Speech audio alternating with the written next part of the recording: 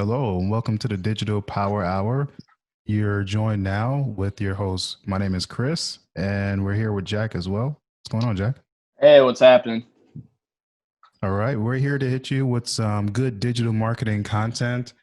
We have a good topic for today, SEO and PPC, both Google platforms. How do you make them work for your business?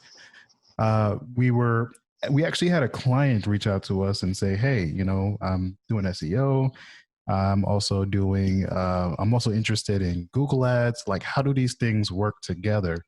And we've actually been talking about this, and we wanted to share that conversation with you in terms of how can you actually, and should you use Google ads and SEO at the same time to leverage traction for your business? Now, the first thing that I wanted to get into was the strategy types, because they're different strategy types. One is a long-term strategy, and I'm sure you know where I'm going with this spiel, Jack. One's a Yep. long-term strategy, and one is a short-term strategy. Um, what's maybe you could talk a little bit more about the SEO aspects and why it's beneficial as a long-term strategy. Yeah, absolutely. So, when you're doing when I approach an SEO task to try to identify keywords that I want a business to rank for, there's three main metrics, which is basically the monthly search volume, so that the number of times someone searches for that keyword term, either nationally, globally, or locally. And then there's also competition, so that basically tells you how hard it will be to rank for that. But to me, the most important factor is really the CPC cost, which is the cost per click, and that's basically how PPC is evaluated when you want to bid and rank for particular keywords for a PPC campaign. So ideally, when I try to identify keywords for a client, what I really want to look for is kind of the balance between how competitive a keyword is and then how expensive the CPC costs are. And depending on the industry, CPC costs can be easily over $100 for just a click. I Um, saw that today, actually. yeah, yeah. A big one I've seen is for law firms. Man, those, like, if you're just searching for criminal attorney in Atlanta or whatever the area may be, man, those keywords can get up to $130 a click. But a big factor with it, to me, with a PPC campaign, is I look at PPC campaigns as, it's you're trying to be efficient. You're trying to get the conversion as quickly as possible. So when you're kind of crafting a PPC link, I mean, it should be all value centered. It should be about, whether it's offering a discount, um, and then basically if someone clicks on that link, they're instantly access to that discount, and then that they can convert. Because when it comes to SEO and the kind of content journey, you don't necessarily want to kind of necessarily lead with a conversion. You kind of want to lead with, hey, here's some information that'll really benefit you.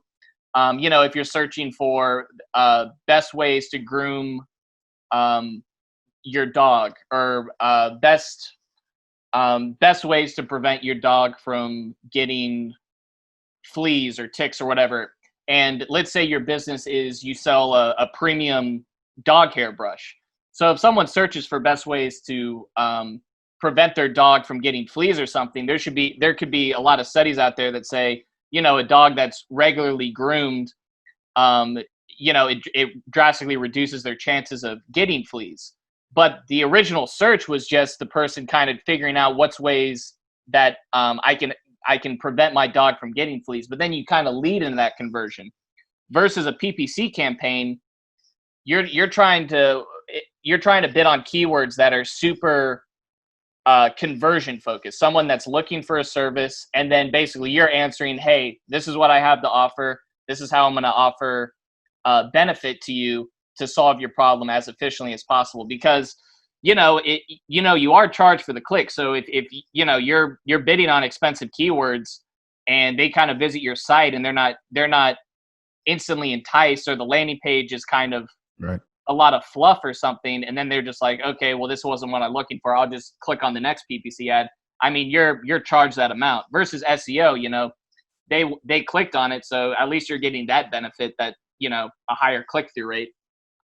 Right. You've touched on a lot of things there, and I wanna dissect that a little bit, because you've touched on quite a few things. And the one thing I want to start off with is, um, you're right. So it usually does take a lot of multiple touch points before somebody decides to make a decision to go with your brand. And what you're talking about is those that alternative sources of information.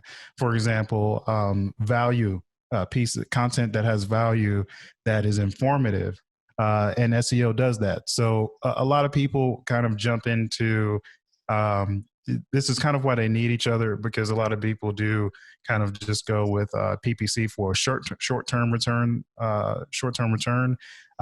However, there's usually people do a lot of research before they make a decision, and with SEO, which is a long term strategy, you could definitely make sure that you're that touch point before people decide to make that decision.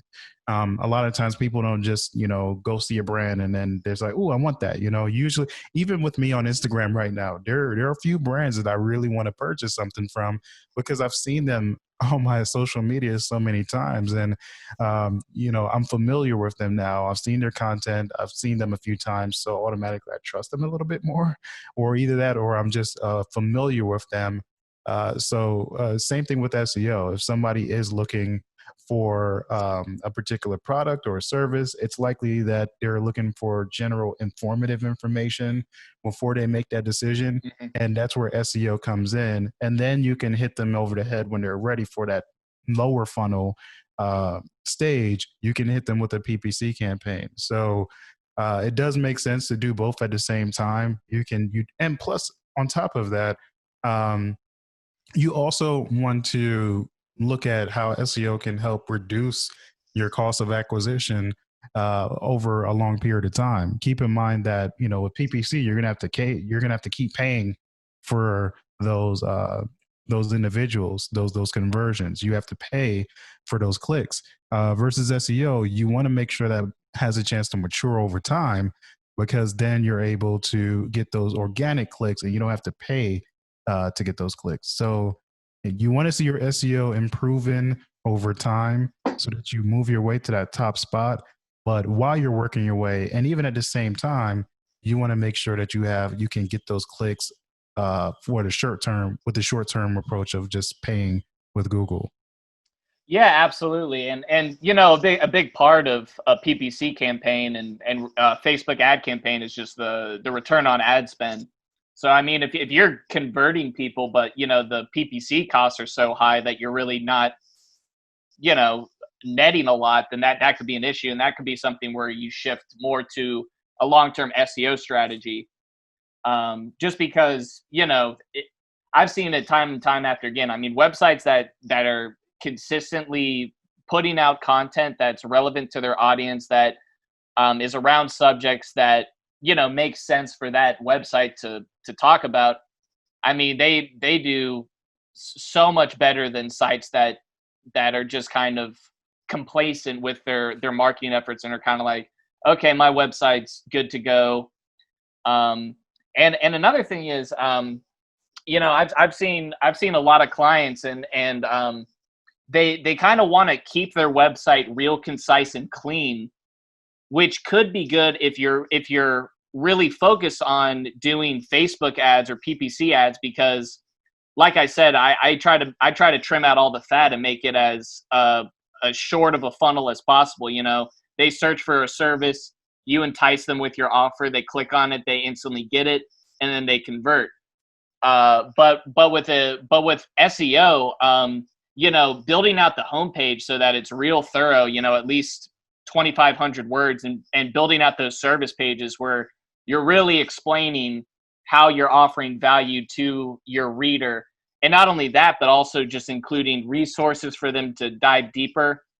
But yeah, I mean, I would say with any kind of advertising, I always like to just kind of to analyze, what got me last. So I would say the last time I got converted on a PPC campaign, it was kind of early during the coronavirus pandemic, and everyone's kind of afraid to go to the grocery stores, and I was like, okay, I'm gonna try one of these wine delivery services. So I just Classy, did, classy. yeah, I just Googled wine delivery, and the PPC ads were much, much more enticing than the SEO links because they gave me an instant enticing offer. It was, the headline was, 60% off your first order. And then, whichever one had the best offer, I clicked on it. And then it was like, 4 bottles of wine for originally $120. And then with the PPC offer, it was down to like, $40 or whatever. And, it instantly converted me. Right. And then we also have to take into the fact that, every buyer is different, and they their decision making process is a little different. I know with me, I rarely click on Google Ads. Okay, it depends. Okay, I'm gonna get back to why it depends, but for me, I'm a little bit more of an exploratory person. I like to look and compare, and Hmm. before I make a purchase, I do a lot of research and comparing, and check out this site and check out that site. So for me, I'm not going to necessarily click on the best deal unless I know the brand I want to go with, and they just happen to have a deal. So for example, I think the other day I was looking at like HelloFresh and these other like food delivery services, Yep. and I've had HelloFresh before, so I did want to go on their PPC, see what's going on with their PPC campaign to see if they had any new deals going, because I know that if I'm considering going back, I do want to get a deal, and I want to see if they have any deal for returning customers. Um, but also, I do want to touch on the fact that you brought up the costs per click, like the actual like expensive costs up to like $100. Um, SEO can have a tremendous influence on that cost and how much you're going to pay, because and this goes back to what I mentioned with the client we were talking about earlier, where um, optimizing, sending people to a page that's not really optimized can increase your cost per click. Hmm. Google can easily look at the landing page you're sending people to and say, hey, this page doesn't really talk about a thing that your ads are talking about. And I think that it's important to make sure that the page is SEO, because sending traffic organically or paid to an optimized page definitely makes Google understand that, hey, this content is relevant to the people that are searching for it, and it matches their search intent. So it's important that you optimize your page. It helps you in the long run, but it also helps you with your short-term strategy with Google Ads. If you don't have a good landing page experience, or you're not optimizing for the keywords that you're targeting, you could increase your cost. It goes into that quality score. The Yep. quality score is basically, hey, what's the click-through rate?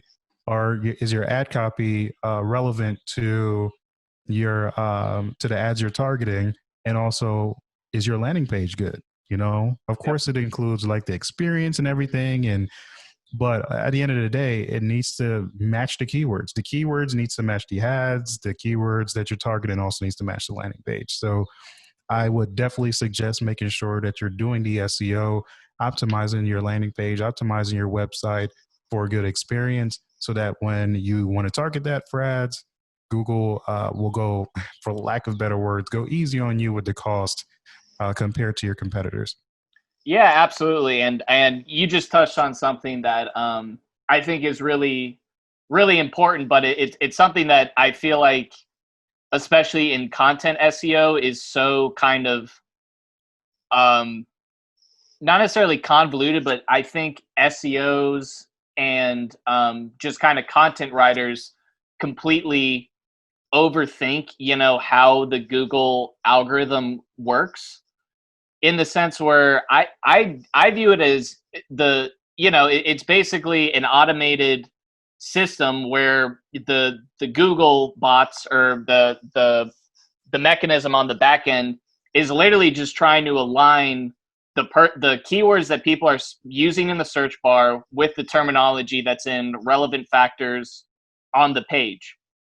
So I mean, if you're trying to rank for Invisalign services in Atlanta, then you got to put that in your title tag and your H1, and then you have to make those H2s all analogous with that topic. What are the benefits of Invisalign? What is Invisalign? What's the cost of Invisalign? All those aligning search queries, and then if you organize it in a way where the page, it has a clear hierarchy where the H1 topic is just Invisalign, and then the H2 is talking about all these similar questions that people search around Invisalign, and each of those subheadings are real thorough, give a good 200 words of explanation, include links to other places on the website, and the anchor text makes sense, whether it's Invisalign for teens, and then the anchor text goes to a page that's specifically Invisalign for teens,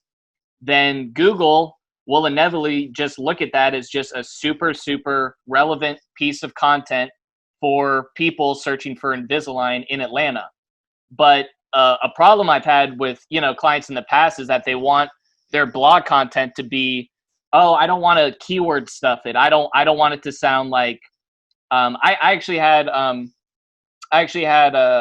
someone talk about that recently, where they're like, yeah, my competitors are completely blowing me out of the water, but I don't like the content because it's so keyword stuff and uses all these localizers. And I'm like, well, I mean, they're blowing you out of the water because they're using the terminology that people are using to search for those services.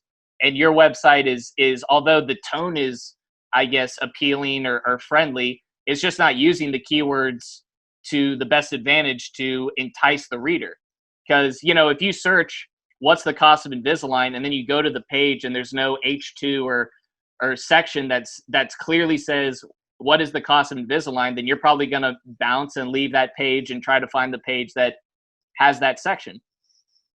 Yeah, and what you're getting into is basically, Google crawling the page and how well they're able to read it and compare it to the competitors.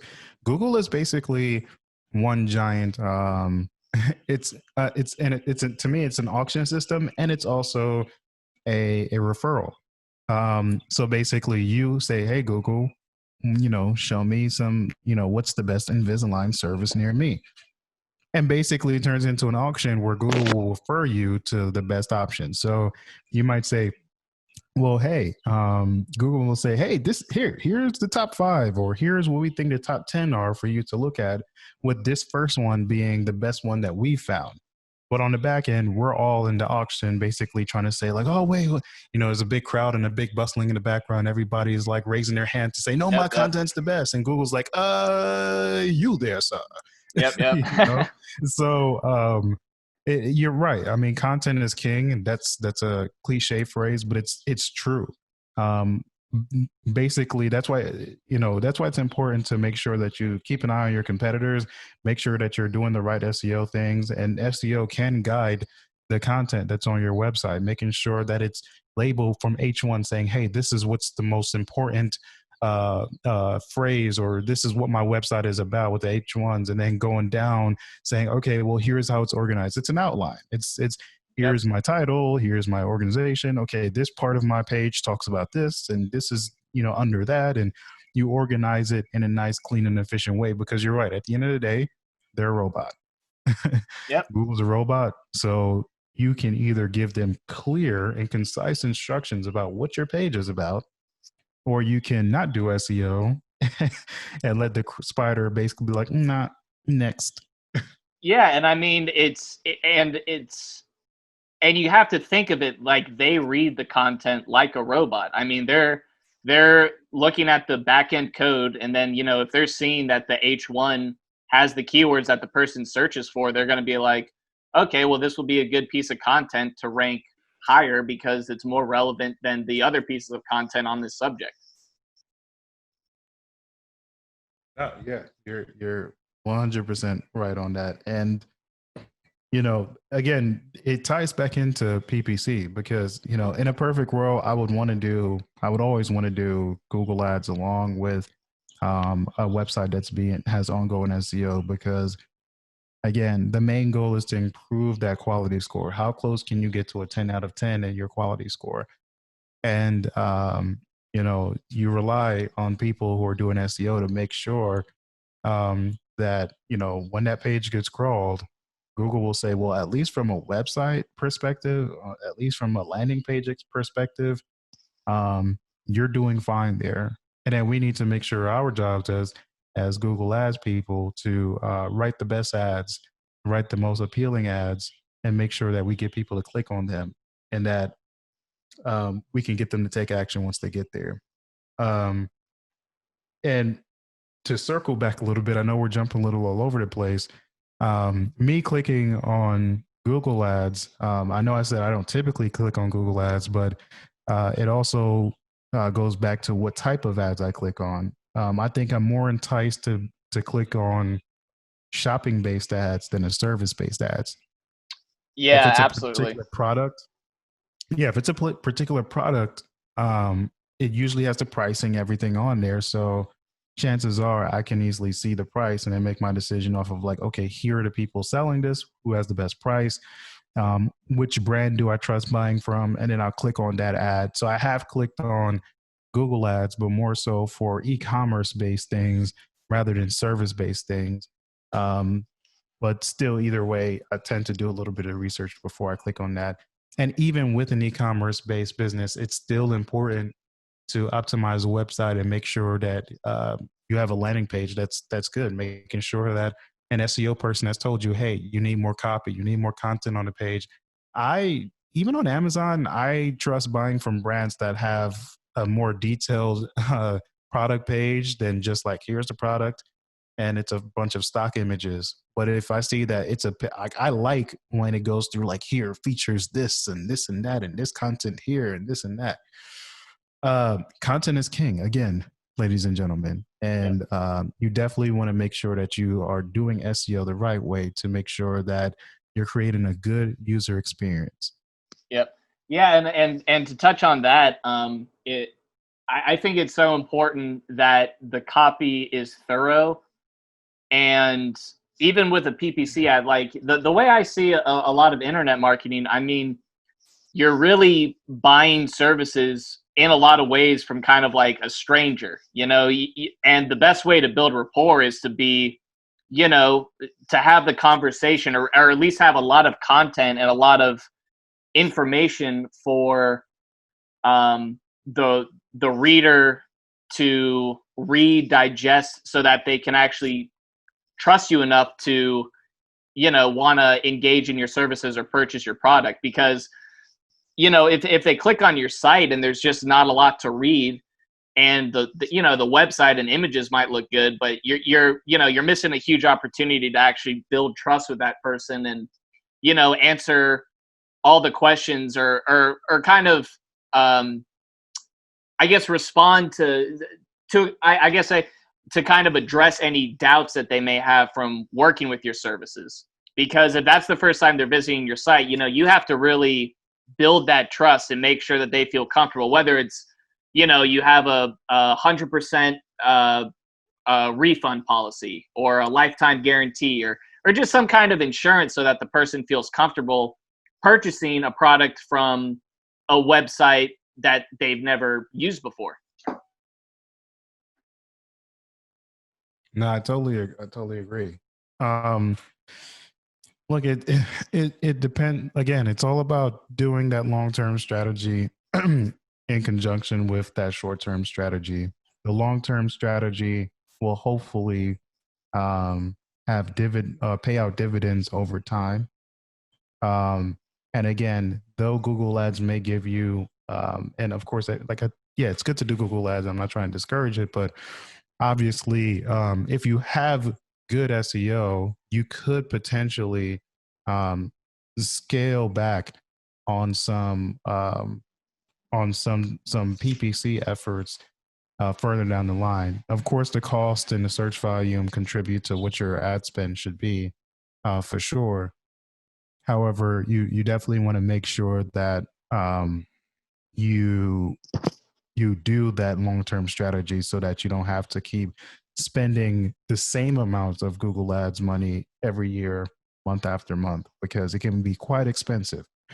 If you do SEO right, you could potentially get quality leads and conversions with paying minimal prices, because obviously SEO is not a set it and forget it thing. It's a long term strategy, but that's something you still have to put effort in at all times. Think about it like this: when you hired you might have had a competitor that was doing okay in SEO, and then you said, "Hey, I want to beat them," and then you end up beating them. The likelihood is that they'll hire a SEO person to try to outdo you. So it's Oh yeah, something that's absolutely. always competitive, and it's not a set it and forget it type of thing. Yeah, absolutely. And to kind of touch on that, one client I had who was a buddy of mine, his dad owned a Brazilian wood decking service. So kind of Brazilian wood is the more premium decking material. It's kind of the more expensive wood, lasts longer, much harder. And they reached out to me because they're like, hey, our competitors, when someone searches for Ipe decking, and Ipe is a type of Brazilian wood, all the top links were just kind of stories bashing Ipe, saying that it wasn't sourced sustainably, and that was really hurting them because their business sourced their Ipe sustainably, but when someone searched for Ipe decking, um, the top links would be. I think the main thing that they were trying to knock off was some high authority website. I maybe not like the Washington Post, but some website that did a little expose, just kind of saying that all ePay is irresponsibly sourced, and they contacted me to kind of help build out content and optimize content so that they could get that ranking. And what we came up with was basically an ePay verse all these different types of decking. So I did this massive outline for my friend who is an expert with that stuff, and it was basically like Ipe versus mahogany, Ipe versus tigerwood, Ipe versus Kamaru, and it ended up being a 4,000 plus word blog, and it's been published for like 3 months, and it's just astounding the rankings that it's getting. I think it's like first position for just Kamaru if you just search that. And I think it just comes back to the power of just, being really, really thorough, and being really diverse. Your page will not only get way more traffic, but it'll rank for way more keywords because you're writing about so many different high volume search topics all on one piece of content. Yeah, I mean, it just goes to show you how you have to stay competitive and you have to be consistent with your efforts to stay out on top. Yeah, absolutely. But I guess as far as the PPC ads, or I guess the PPC trends you've been seeing recently, what have you seen any kind of shifts into strategy or new approaches to PPC ads that have been garnering a lot more conversions or success? I feel like I've been seeing a good amount of success with responsive ads, where you basically have Google test out, which one. I apologize if you hear the birds in the background. I thought it was a Um, bird. yeah, I'll try to hopefully edit that out, but they are consistent. But yeah, I've seen responsive ads be really good, where you basically put a few different variations of ads, and Google will test them out for you. Um, I've also seen. I think it really just goes back to just making sure that you can keep your quality score and get that up as high as possible. There's definitely different optimizations you can do.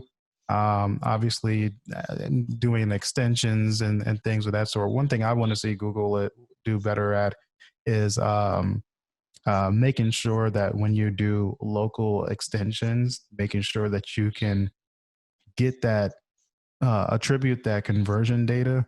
I know right now Google is really picky with who it decides to show conversion metrics and direction metrics and stuff like that. Google is really picky about when and what type of accounts get that data. You can if you're a local business, you can add a location extension to your business, but depending on the type. And I do know that they kind of listed out what some of the ones were, but right now I can't think of them. Certain businesses will show you, well, how many people clicked on the directions, how many people shared with it, how many people called as a result of seeing that. That's a really important metric for a lot of local brick and mortar businesses. And I wish Google would be a little bit more consistent with that. Just spread it across the board. Show the data. Google isn't, I don't know how forthcoming they are with showing data. Yeah. Have you seen success with kind of more gated asset campaigns with PPC, kind of leading the user to either, exchange their contact information for some type of coupon offer, or maybe like a free seminar, or downloadable PDF, something like that? Yeah, I like the idea of using a promotion of some sort to get people to opt in. However, I don't know if that's best for like webinars. I think it depends, right? I think if you have enough budget, then definitely use that budget to get that type of informational content, that supplementary content. I definitely think that I've seen people run ads for like a guide or a PDF or something in that stage. I definitely think that should be left for people that have enough budget to spread that out.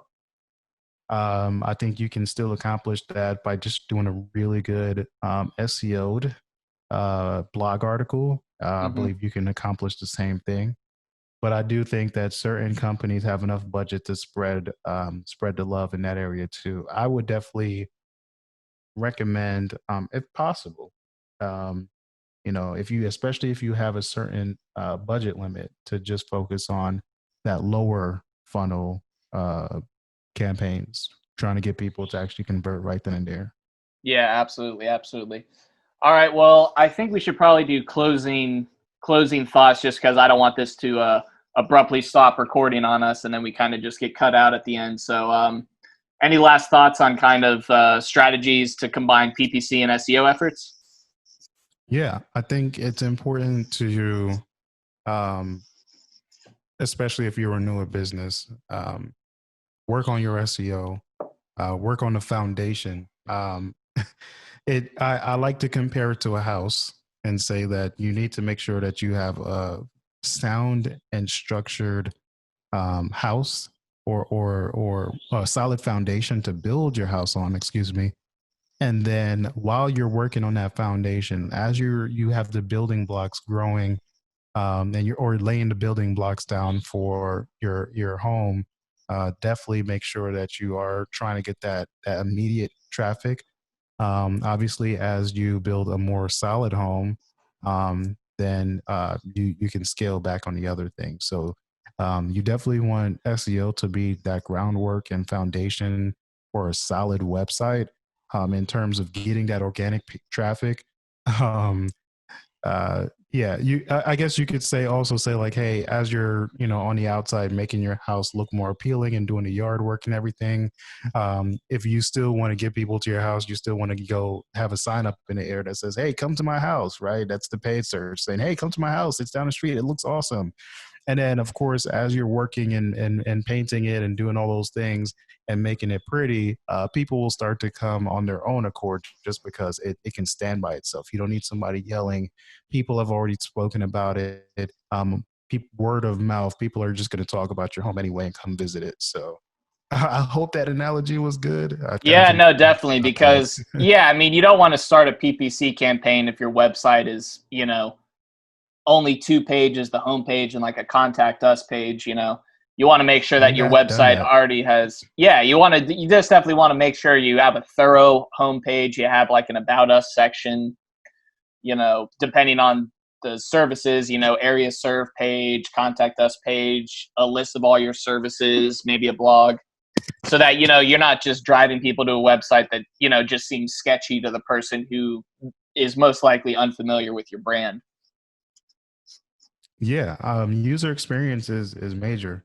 I definitely think that could be even another topic for another time. But user experience, that has a tremendous influence in your bounce rate and time on page and the average pages.